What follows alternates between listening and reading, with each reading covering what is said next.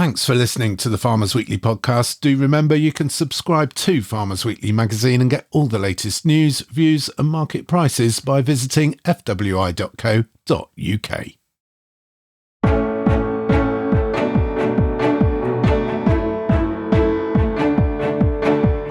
I see lots of problems, people either not handing things on or handing things on and it going badly. And the problem is people want to have the best of both worlds. They want to retain control, but also, particularly with the tax changes, the advice is to give assets away. And that obviously there's a tension there that's often difficult to resolve, really. So there are no easy answers, I'm afraid. 1 in 3 farmers fear their children will sink the farm business if they hand it on to the next generation. Why farms are happy to reduce greenhouse gas emissions but find net zero a big turn-off, and we've all the latest commodity prices.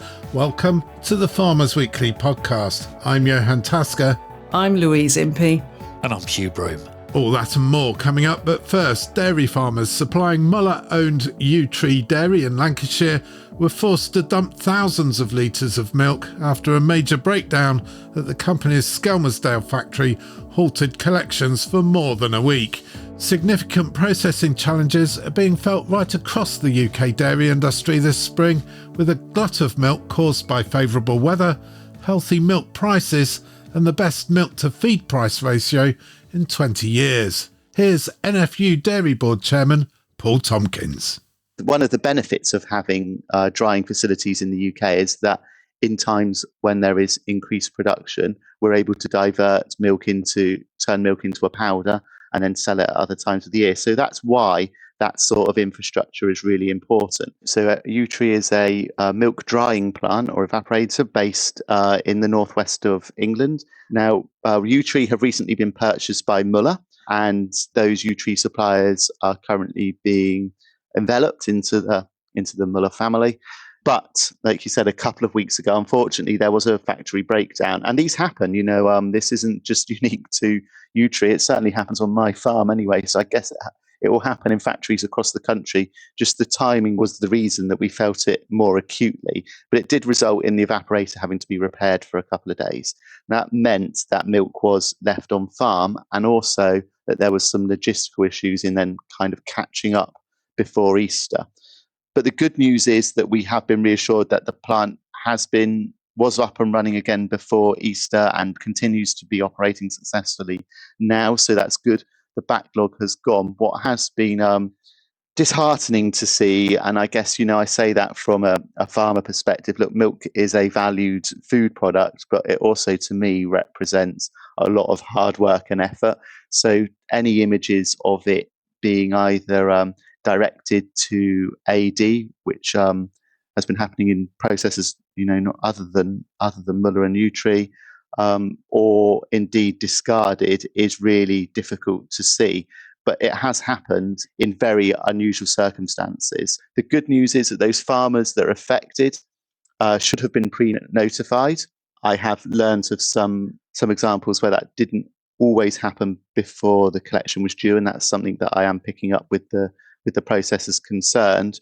But they have also all been notified that they will be paid in full for any milk that had to be discarded, and that's the right sort of response that we expect from a healthy relationship between farmers and processors. And that situation, Paul, exacerbated by a big spring flush this year, lots of grass growth this spring, an increase in milk supply of 6, 7, in some cases 10%. Spring flush is back, and it's back with some vengeance. And actually, let's chuck in a couple of other parameters there. I mentioned Easter, and it is an important one because Easter is late this year. So that is more likely to drop into good weather and turnout, which is what we've seen. And then factor into that Easter brings 2 bank holidays and a Sunday, which people like to do less on. So that does have significant disruption to shopping habits. We don't always see it because we're getting on with the day job anyhow. But bank holidays do invoke a change to when consumers and how much consumers buy. So when you chuck that into the mix, it has been a challenging Easter weekend for milk processing. So, Paul, in terms of this milk tsunami that we've seen in the last couple of weeks, is it unprecedented in the sense that can we not process more and export more or turn it into commodity? And how does that compare, do you think, to our competitors elsewhere around the world? I mean, would New Zealand be equally able to cope, do you think? Yeah, it's a good question, because it's easy to look at international comparisons. Look, I'm going to challenge the tsunami part though, Hugh, because I've not got my surfboard out yet. It's not exactly like we're being awash with it. We're just up year on year, and we'll always have to accept some sort of tolerance. But the reality is that the consumer demand in the UK is pretty static all year round, and therefore our processing capacity is built on a similar foundation. Whereas in New Zealand or Ireland, their processing capacity is built on these flushes. So that means that in the UK, there's not that headroom. There's not that little bit of tolerance that can take significant fluctuations. Do we need to get smarter at developing our infrastructure, though, so we're more globally aligned in terms of our ability to, send product elsewhere? What we definitely need to get smarter at is greater communication, greater working relationships between farmers and our milk buyers to have a good understanding of what our customers want and when they want it. Working smarter, not harder. And overall, when you look at the global market and demand, that profile's still pretty healthy, isn't it? Well, yeah, even growing. And this is the challenge, isn't it? And this is, we have a growth ambition in the UK. It's been really welcome to see the investment in processing capacity over the last 2 to 5 years. It's very much welcome. And the reason that's happening is because we see increased global and domestic demand for our world-leading dairy products. But as we meet those demands, I guess it's challenging not to overshoot them, which is what we might just be seeing at the moment. That's NFU Dairy Board Chairman and Yorkshire milk producer Paul Tompkins. Hugh, Paul there saying that yes, there is a glut of milk, there is some extra milk, but taking issue with your description of it as a milk tsunami. No, he hasn't got his surfboard out. But look, it's a 10%. I think it's a 10% spike, isn't it? Which it shows, as he said in the audio, it illustrates how finite our processing capacity is. Obviously, there's been these issues: the Yew Dairy, the skim plant up at Skelmersdale, and their evaporator or whatever it was that broke down, so they couldn't take products. They had to tell people not to send. Well, they were effectively telling them they'll pay for it, but they'll have to throw it away or put it into AD. But it shows how finite the supply chain is. And I suppose we're not geared up like other countries who are solely in the business. The vast majority of the milk they produce, like New Zealand, Ireland, where it goes into manufacturing and then it's exported in whatever form. A huge amount of our milk, as we know, is in the, half of it roughly is the liquid market. We're still a fair chunk. I mean, there's a fair old chunk. I think last year milk product or dairy product exports were worth 1.8 billion. So there is definitely some added value going on. But the system just can't cope with these, as this week has proven. It cannot cope with these great spikes in volume. And it's been a bit of a perfect storm, hasn't it? Perfect spring. It's been relatively dry-ish, certainly drier than last spring.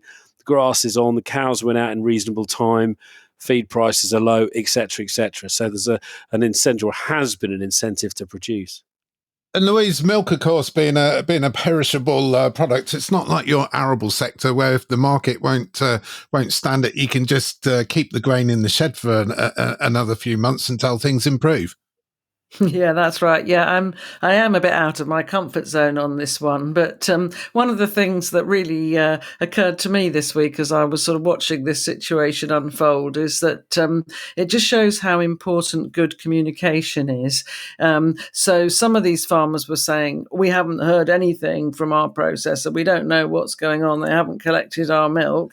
And others were receiving very good written communications explaining the situation to to them, telling them what they could do to help, and generally trying to, get it all right again. So, when you're working with a base of farmers like that, it is really quite important, isn't it, to let them know what's happening. So there does seem to have been, polar opposites in the way that that's been conducted. And as Hugh said, we had two different issues here, really, didn't we? We had this technical breakdown, and then we also had these excess litres being produced due for all the reasons that Hugh outlined. So, I don't know how long this is going to take to resolve, if they're well on their way to resolving it already, but it's just something that, all came together in 1 week, really. It does show the importance of good communication, Hugh. Also, Easter played a part as well, though. Yeah, the way the bank holidays falls obviously had an impact as well, because it's later in the month. So therefore, there's all the disruption in the supply chain because everything shuts down for 2 days. So that doesn't help as well. But the communication thing is absolutely, as Louise said, is absolutely key. Whether it's around the acute stuff around the plants shutting down and people needing to hold the hand of these producers. And I get why, they're being told to chuck milk away. It's a lot of money every day that the ethics and the feeling of throwing something down the drain that you've worked your butt off to produce, that's a bad thing. Doing it knowing full well you're going to be compensated for it and utterly guaranteed that compensation, I can understand why people, if they've had nothing from a processor for a period of time, several days, are nervous and they're thinking, hell, are we actually going to get paid for this? We're going to just chuck it away. It's thousands of pounds worth of milk.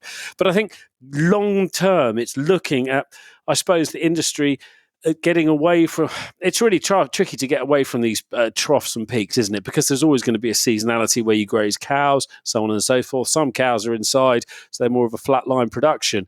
But it's working contracts, more intelligent profile, more intelligent product planning, be it on the farm through to the processor, to try and take out some of these shocks and make the best use of the processing capacity that we have. But of course, it's all very well doing that, but then along comes the weather and all the other external factors and drives the coach and horses through it as well. And it could be that, the market's been pretty reasonable. People are producing perhaps a bit more. They're putting a few extra cows on. There's other things going on as well at the moment. Actually, if you look at some of the flying herds that would rely on heifers coming in from, say, Holland or Denmark or other parts of Europe, that trade's not happening because of blue tongue. And so that's having an impact. It'll certainly have an impact on prices of dairy heifers in the UK, and it's bound to have an impact on the production profile going forward in the short term as well. So an interesting market, but let's hope these big ripples of milk settle down and there's not too much churning around on the price, particularly as global dairy markets are relatively buoyant at the moment. The Farmers Weekly Podcast. And now a special shout out and message from this week's sponsor of the Farmers Weekly podcast. Harvester Parts Limited, your partner for spares and replacement parts. When you're battling against a breakdown at the busiest time of year, the most important thing to be is ahead of the game. Make sure your kit is in working order so you're ready to roll when you're up against it. And when the stuff does go wrong, because it always does, make sure you've got a reliable partner who can get the right part to you next day. For spare parts for all major manufacturers, call the team at Harvester Parts on 07774 273 822. That's 07774 273 822.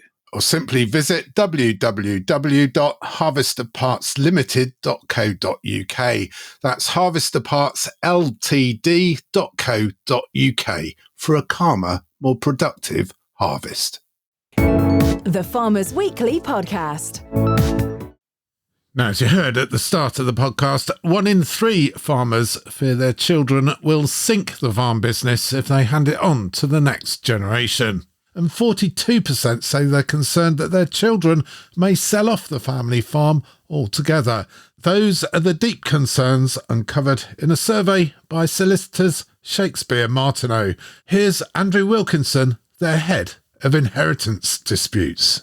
I see lots of problems. People either not handing things on or handing things on and it going badly. And the problem is people want to have the best of both worlds. They want to retain control, but also, particularly with the tax changes, the advice is to give assets away, and that obviously there's a tension there that's often difficult to resolve, really. So, and there are no easy answers, I'm afraid, and particularly with the younger generation and families being, families not necessarily wanting to follow in, parents' footsteps, it gets much harder to, navigate that path, really, and to try and do the right thing, really. It's really difficult. There's a lot to unpack there, but let's sort of start with trying to do the right thing. I mean, what can family farms do to maximise the chances of a successful succession and minimise the risk of the next generation sinking the business? Well, I think that the thing that when things go wrong, the thing that I see, the common theme is lack of communication. It's people not having talked about it. It's not having discussed it. People not being open and honest about what they want to happen. And I think that so many of the situations that I see could be avoided by an open and honest conversation. The good thing about these changes is that at least it has prompted these discussions, and I think that is a positive. So I think communication is the key, being open and honest, and also people trying to sort of try and plan for it a bit as well. In that, a lot of the time you can see these situations coming a mile off. There's a problem that is obvious in the family because of the dynamics, because of the setup. So actually, if people can start to recognise those problems, try to think about ways of resolving them, then it hopefully minimises the chances of a fallout later on. And in the case of a family farming business where the next generation has perhaps zero interest in taking on that farming business, what should people do in that situation? Well, I think the thing that I think doesn't get talked about often enough, and I'm at an event today which is talking about legacies, is giving to charity. And I think that the exemption that hasn't been touched at all is the charitable exemption. And there are a number of farming charities, agriculture, colleges, etc. So I think thinking about philanthropy is one way of, if people want to think about preserving farms where they've got family who aren't interested in continuing that, then there are other ways of doing it that have the advantages from a tax perspective, because anything you give to a charity is exempt from inheritance tax, but it can provide a way of allowing the farm to continue. So again, the key to it is communication, is explaining to family to try and avoid situations where there's going to be disputes further down the line. But I do think that thinking about philanthropy, thinking about who else might take on the farm, whether it could be run in a different way, is certainly worth thinking about if as you say, there isn't a desire within the family to take on the farming business. That's Andrew Wilkinson, Head of Inheritance Disputes at Solicitors Shakespeare Martineau. Louise, no easy answers to this one. No, there aren't any easy answers, are there? And actually, it's no surprise, is it? Well, it isn't to me, given the lack of clarity and vision that the industry is dealing with at the moment. People are obviously going to be reluctant to pass it on, but I also think that the next generation are going to be reluctant to take it on. We've talked at length about the high investment costs needed to run a farm, the attitude to risk. Right now, is it really something that they want to do, or would they just be better off cashing it in? I don't know the answer to that. But if they're actually worried about the incompetence of the next generation, then that is a different topic, really. And possibly they've only got themselves to blame for that as well. But, we are probably looking at the end of supported agriculture as we know it. There is going to be a shakeout of farmers, and there are going to be some changes. And we know there will be opportunities for some, but the next generation, don't necessarily all want to farm in the same way as what's gone before them. So, yeah. No surprises, and I have a feeling that it won't be clarified anytime soon. 32% of agricultural business owners, Hugh, worried that their business will fail if they hand it over to their children. And yet some of the most successful farm businesses we see are indeed those where the youngsters have been have taken it on at a young age. Well, some of the most successful ones I've seen are ones where they've not been given it, where they've started from scratch. And some of the most successful ones I've seen as well are people that are coming into farming that are not from farming families. They're starting absolutely from scratch. 32% saying they're unhappy about passing it on. I suppose Louise touched on it earlier. My children are still relatively young, but yeah, perhaps they should have done a better job rearing them and educating them. Is that a flippant answer or is that the truth? I don't know. And like you say, Louise, 42% of farmers concerned that their children, if they do hand on the farm to the children will probably sell the family business altogether. And like you say, you can understand that, Louise, yeah? Well, that is an option, isn't it? Especially at the moment. I mean, farming becomes a bit of a habit, doesn't it? So some of these people will be delighted to be passed on the farm and will carry on as always. And some of them we know they don't want to be given a farm. Now, they might decide to keep that farm and then rather than running it as a business for themselves, they'll then just manage it as a resource. But as I said before, given everything that's going on in the industry at the moment, it isn't really a surprise that there are all these concerns. And, if we had a clear direction and an idea of what was wanted from farming, then these figures might look quite different, I think. I mean, you also said earlier, Louise, are we at the end of predicting that we're at the end of supported agriculture as we know it, until such point that there's a load of shortages and we've got to start producing again, which, given the state of the markets globally and the state of everything that's happening at the moment, that might not actually be that far away. But it is really tricky. But for those that just manage a resource, there's a potentially huge tax liability if the current proposals for inheritance tax go forward, in terms of to hang on to that and to pay the tax bill with not a great deal of return. It's an interesting one. There's definitely, though, would you agree, guys, a appetite from a certain generation, probably a bit older than me, saying, "Oh, let's cash it in now. We're not going to," because there's a heck of a lot of farms on the market at the moment, isn't there? I mean, they come up in my Facebook feed and it's constant all over the country. And I don't know what that's doing to values at the moment. That's another probably more worrying and pressing thing, is what's happening to that capital value. It can't be good for it. Yeah, there's a lot of farms for sale, but as we point out in this week's issue of Farmers Weekly, 3 pages by Susie Horn in the business section, the market is still active. Buyers are active, but are perhaps becoming more selective. So there is demand there. I think the market is steady. It's not there's not a big sell-off of farmland, and farmland is still being purchased, maybe not as quickly as it has been in the past. But the other thing that I thought was interesting was Andrew saying, this is about communication ultimately. If you want a smooth succession, you do have to communicate with the next generation. I mean, he mentioned setting the farm up as a charity. I have to say, if I was going to be left a farm, or think I was going to be left a farm, and then I found out that I wasn't going to be left a farm and it had been set up as a charity or more or less given away in some form or another, I wouldn't be too happy, Hugh. No, well, yeah, but you just be a philanthropist, Johann. You could still own it, but chair the charity, perhaps. Going back to what you were saying there about the market, there's a lot of stuff coming to the market. Bear in mind that before this, the tax changes or proposed tax changes came along, we were always, for years, quoting the figure that when you look at farmland transactions, and all of the big agencies look at farmland transactions, over half were non-farming transactions, purely for the purpose, probably, of parking cash. And actually, in reality, at the moment, when you say the market, there's interest, but how busy is it? Because potentially half customers that were there 2 years ago are gone.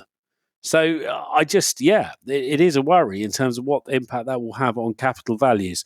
But back to your charity thing, I think for you to be a philanthropist, Johann, you set your farm that you've inherited up as a perfect charity.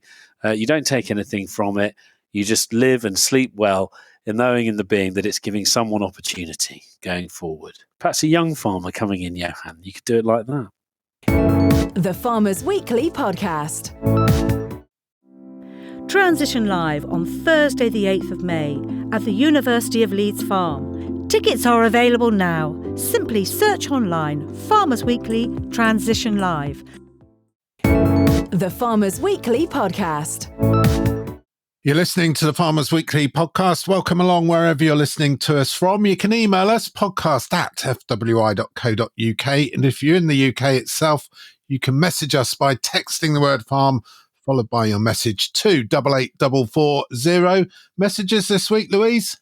Yes, I have heard from some of our listeners about the item that we did last week on the launch of the Adopt Fund. And to sum it all up in one sentence, they just weren't very impressed with that fund at all.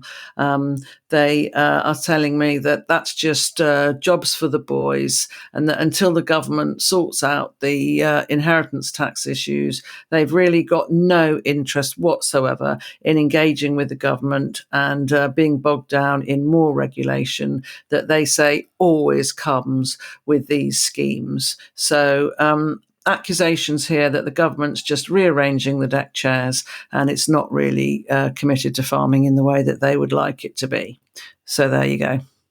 I guess, Hugh, there'll always be people, and quite justifiably so, that will see the negative side of something like this, especially when the bureaucracy that may or may not be involved in it. But any upside on the Adopt Fund? This idea of giving people a little bit of money to do a feasibility study to see if it's worth putting together a full grant application. There's always going to be an upside. Like I said last week on the podcast, it's great if you're a quite well-developed business with infrastructure and people and people heading stuff up, and you're blessed in that regard.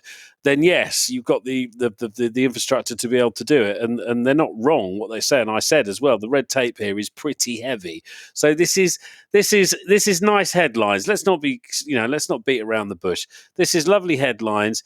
It's something that the minister can stand up at every speech for the next 6 months and say, we've invested £87 million in R&D. We think farming's that important. But the reality is, for 97% or 97.8% of farmers, they aren't going to come anywhere near any of these pounds.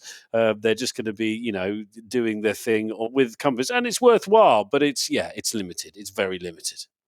Yeah, they're all about saving costs and simplification right now. Those other things just aren't on their radar. So, Hugh, arable farmers, or at least some arable farmers who've been speaking to Louise, unhappy about the Adopt Fund. I'm sure there must be some happy farmers out there, though. What have you been up to on the livestock side of things? We've had a cat upgrade recently, so we've had a major upgrade on feline mouse power or mousing power, and the three kittens needed to get neutered and chipped. Because obviously I'm a very responsible cat keeper as well as cow keeper. Anyway, I took them to the cat vet, and the cat vet is probably somewhere I go. When I was a kid, that veterinary practice, like many around the country, it was a true, multi-species farm and domestic James Herriot type vets. And there's not many. I know there's some somewhere. Some people are still lucky to have them, but there's not many. Certainly where I live, it's all private equity. We can do amazing things with your cats and fleecy for trillions. So you take the cat. I think it's probably quicker to launch for the Prime Minister to launch the country's nuclear deterrent than it is to check three cats in to have their bits whipped out. And it struck me that with companion animals, it's just so litigious. It's so covered in little bits where they say, oh, yes, we're going through the legal requirements and the disclaimers. Oh, and this blood test here, would you like to have this blood test done for £87.50? I said, that's not a legal requirement. I said, that's a sales pitch.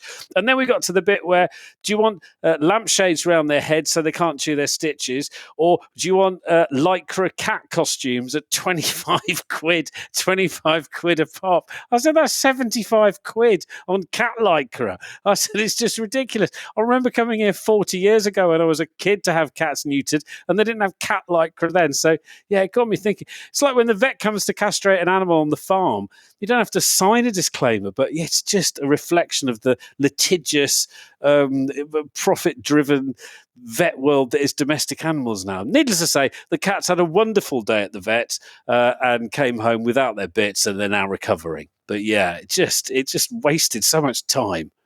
And how much did that cost you, Hugh? How much that cost? It was actually they have this clever thing where they always quote on a bit. So they were touching nearly 200 quid a cat. There was one male and two females, and actually, to be fair to them, when you actually come to pay it up with the VAT, it was just under 500 quid. But it's still, it's still a lot of money. But look, it's the right thing to do because we don't want lots of kittens. We just want mouser power, and the cats are very happy. But yeah, it's a minefield out there, and it's all tuned to really pull at the heartstrings, isn't it? Which is what really sends me wild. It's just so annoying. Anyway. Enough ranting. Yeah, enough ranting, Hugh. Your cats are happy. The vet might not be giving you very much to smile about, but are the markets keeping you happy? What's happening? Thank you very much, Johann. Finished average this week, finally broke through the £7. Obviously, we saw the R4L price go through that a few weeks ago. It's £7.7 or 700.7 pence this week, up from 697.1 last week. A year ago, that finished steer deadweight was 487.4. So it's come on some way, over £2 a kilo. The live weight average this week, 387. That's actually dropped back a few pence, 387.3. To the sheep rings, a little bit of heat come out of that market. The sheep average SQQ deadweight 702.9, back about 8p on the week, and the live weight SQQ 322.5. That's back about 7p on the week. Pig price has edged up 205.57, the most movement we've had in that for about 3 or 4 weeks. SPP this week up from 204.9 last week, and then on to the arable markets. Nothing too amazing there, I'm afraid. Don't mean to depress you, but that's the reality of it. Feed wheat 165.6. That is back £4 on the week. Milling wheat is back £7 on the week, £181.50. Feed barley pretty much stays the same. It's actually dropped back 10p on the tonne, so it's £156.30 as an average this week. Oilseed rape is £448.30. That's back £10 on the week. Feed peas also dropped back this week. They've dropped back over £12, £203.50. And then feed beans, they've dropped back about £5 on the week, £213.10. Diesel this week, you should be paying, according to the Wednesday morning ring round, although I paid a little bit more from this, which is a bit annoying. Anyway, this week's price is 63.30. That's 63.30 pence per litre. That has dropped back 0.15 of a penny this week. The Farmers Weekly Podcast.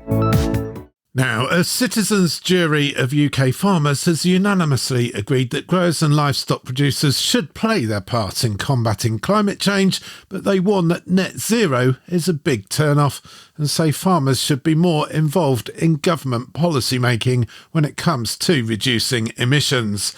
A citizens' jury typically consists of 12 to 24 ordinary people, randomly selected as a representative panel to carefully examine an issue of public significance. In this case, 16 farmers were brought together by Amy Jackson, the behavioural change champion for the Agri-Food for Net Zero Network Plus. Amy said many farmers on the jury questioned the way farming's impact is being measured, as well as the practicality and validity of proposed interventions. The real surprise for me was that actually unanimously, to a person, all 16 said that UK farming should play its part, should play a role in meeting government climate and nature ambitions. But the term net zero is really disengaging them. And they find it's off-putting because, A, they don't feel that farming can ever actually achieve it. And they also feel that it's not taking account of some of the natural processes that happen in farming that lead to gases and the cycle of gases and so on. So, yeah, absolutely turns them off. No doubt about that. And farming's not only being asked to reduce its own emissions, it's also often asked to reduce emissions on behalf of other industries, be it aviation or other industries that are fossil fuel heavy. I think I think the jury saw it as a bit of an easy target. It produces a lot of methane. In theory, you could take away all the ruminants, methane-producing animals, and get some very rapid reductions. And I think they feel that's seen as a low-hanging fruit by government, and therefore they are in the crosshairs over that. And the problem is that it doesn't take account of the kind of wider picture about balanced land management, food security, nature, and the whole picture. And their worry is that there's this tunnel vision on net zero, a single outcome without looking at the wider picture. So what are the answers then? What did the jury recommend?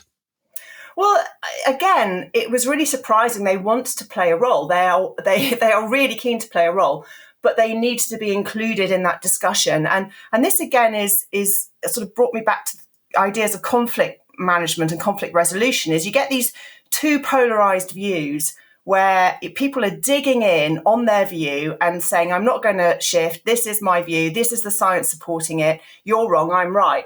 And that doesn't get us anywhere. And I think it's happening on both sides.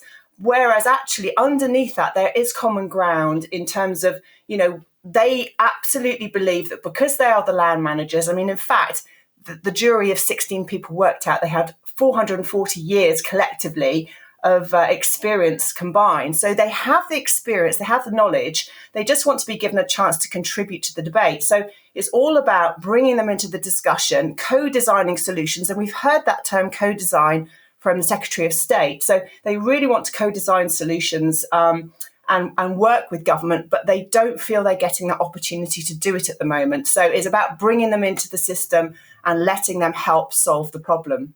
So it almost sounds then in, I guess, football management parlance, a bit of an arm around the shoulder rather than beating farmers over their head, telling them that they're part of the problem the whole time.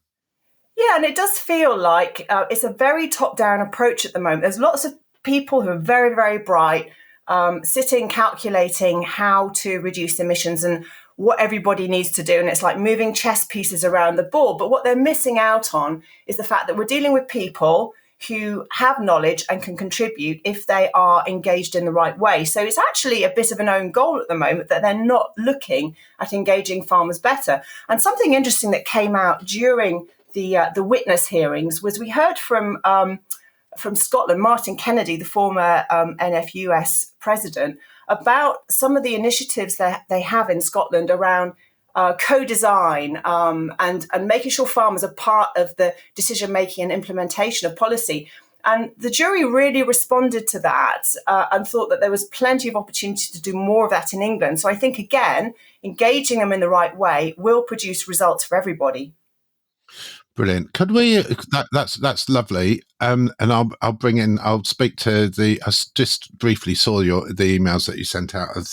Thank you very much for that. Could we explore the idea of a citizens' jury and where it's come from and where this whole idea came from? Is that okay? Well, the citizens' jury isn't a new thing. It was actually developed by the Jefferson Center in the US decades ago, but it's increasingly being used to resolve what might be seen as intractable conflict, especially over things like, large-scale wind developments, renewables, development programs where a community or citizens might feel aggrieved or feel like their voices aren't being heard. So what happens in this situation is you recruit and convene a group of citizens, and you give them all the information and all the evidence they need to make a balanced and informed decision. And this is about actually bringing them into the fold and letting them see what other people see.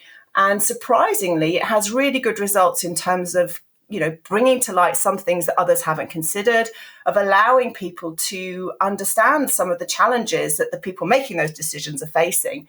And it really does find a way forward on these projects. Now, it's not quite the same exercise that we've done. It's the same principle, but obviously farmers are not citizens in terms of being completely uninformed on the subject. They already have their views. But what we found is that bringing experts, people from DEFRA, scientists who are looking closely at this problem in front of the farmers and getting them to explain their position, have the farmers actually ask them more about that information, really helped to develop a more rounded understanding of some of the challenges other people were facing. And seeing those other points of view is really important to finding a way forward, a compromise that everybody can benefit from. That's Amy Jackson, who conducted the farmer jury, the citizens' jury of farmers, looking at farm policy and how it can be made better. Louise, farmers on that jury felt they were an easy target, that agriculture is an easy target when it comes to climate change. I'm not sure if it's an easy target, if I'm honest with you, Johann. They might feel like they're an easy target, but, there are efforts going on throughout every industry to reduce emissions. Some of them are going to be better at that than others. I've actually lost count of the number of times that I've been on farms and they all say to me, well, I've been through a carbon footprinting exercise and I was absolutely frightened to see how bad the carbon footprint of this business is. So it's quite easy, I think. Well, it's practical to get a decent reduction in emissions, and there are easy things that can be implemented, management changes that will help to bring emissions down. But reaching net zero is another thing altogether, especially when these farms really do need to maintain productivity. So by that, I mean yield and quality, really. So are they an easy target? I'm not sure.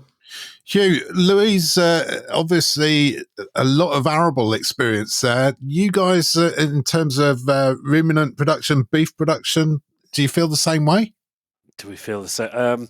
Are we? Yeah, look, there's lots to do. Are we an easy target? No, we're a primary industry. We're one of the few primary industries that's left in the UK. Most of the other stuff's been offshored. The steel's all made in China. And okay, we've still got some steel here. I get that. But a very small proportion of what we consume here is manufactured here. All of the big primary industry with massive Scope 3 emissions is not here. We are still. We're still producing 62% of the nation's food. So we are not an easy. If we are to assume that the net zero, because a lot of people will debate the whole fallacy, the ins and the outs and the pros and the cons of net zero. But let's assume that we carry on with the net zero trajectory that we're on, and we have to cut the emissions, then we're going to have to do it. We've said it, crikey, till we're going, go back to when we first started this podcast in 2020. My God, Johann, it must be coming up. In fact, we must have passed the 5th birthday. But go back to then. We're talking the same thing then. I think one of the biggest problems we have, and Amy's stuff is really interesting in terms of how people get disengaged with it. And one of the reasons they're disengaging, and she highlights there, these are really daunting targets. They're really big asks for these businesses and some big changes to how they run those businesses. But the biggest thing we have, there's just not a plan there. There's just been loads of talking. The previous government was too scared to do anything too revolutionary because it was like cup of cold sick time politically when you're trying to get people to do stuff they don't want to do, even though they were going to lose the election anyway. Perhaps they should have just grown a pair and gone and made people do things. This lot are, they're doing all sorts of things. And it might be that they come out with a good plan at the end, but there is no real plan. We still don't have, good uniform input and output and correlation between the different carbon calculators. We still don't have standardization. Farmers are still dithering about doing carbon footprints, coming up with every excuse under the sun not to do it, and quite rightly some of it, because they don't know which one to use or which methodology to use. And it's just still a blooming mess, really. It needs a plan. And then people will fall into line, then see some improvements to their business, and we see emissions going down. That plan, Louise, this citizens jury, this farmer jury, Amy's saying that this idea of co-design, we've talked before on the podcast that many farmers feel as though policy is something that is done to them, and really it should be something that is co-designed with farmers that farmers have a part in, have a stake in. It's being done with farmers, not to them. Yeah, I think that's probably right. I mean, I have to say there has been some standardisation with these carbon footprinting tools. Yeah, but not enough, Louise. Not enough. There are 3 out of 68 that are actually all supposedly standardised. I mean, it's a joke, the whole thing. It's ridiculous. Well, they are now talking to each other, so that's progress. It may not be fast enough progress. I have to say I totally agree with you, Hugh. I mean, it's interesting, isn't it? If you just take an arable scenario, very different to you, I know, Hugh, but actually the main culprit, if you like, is nitrogen fertiliser. That's the one where you do get these emissions, and that's where most of their carbon footprint is.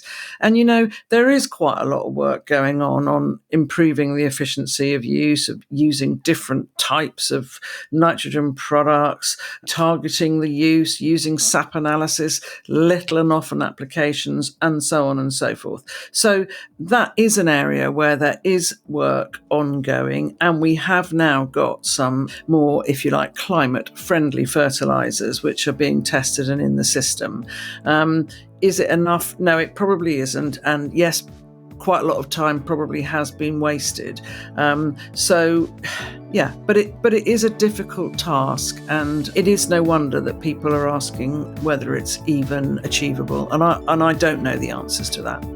Well, we've got 2 pages on the citizens' jury, on the farmer jury in this week's Farmers Weekly. In the transition section, our quarterly transition supplement with Farmers Weekly magazine to help secure a more sustainable future for your farm business. And if you don't get Farmers Weekly, we will put a link to that report on the show notes page of this episode of the Farmers Weekly podcast. And indeed, that is about it for this episode of the Farmers Weekly podcast. We do hope you've enjoyed what you've heard, and if you have done, please do leave us a 5-star review.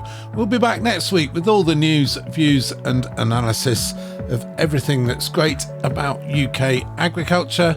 But until next time, I'm Johann Tasker. I'm Louise Impey. And I'm Hugh Broom. Thank you for listening.